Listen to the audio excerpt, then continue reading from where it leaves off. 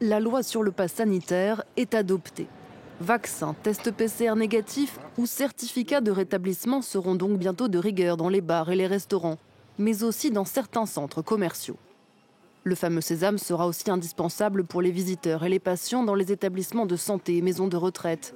Mais le Conseil constitutionnel précise bien que le pass sanitaire ne doit jamais représenter un obstacle à l'accès aux soins. Jamais nous n'arrêterons de soigner qui que ce soit parce qu'il n'aurait pas de passe sanitaire.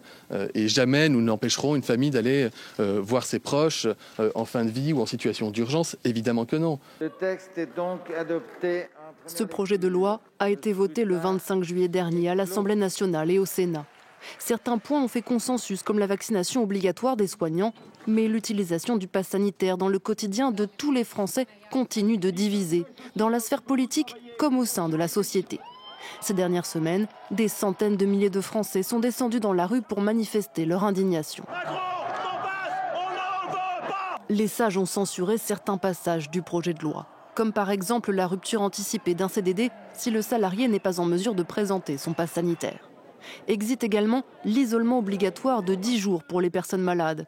Les juges ont condamné une mesure privative de liberté, ni proportionnée, ni adaptée à la situation actuelle. Et en ligne avec nous, Jean-Philippe.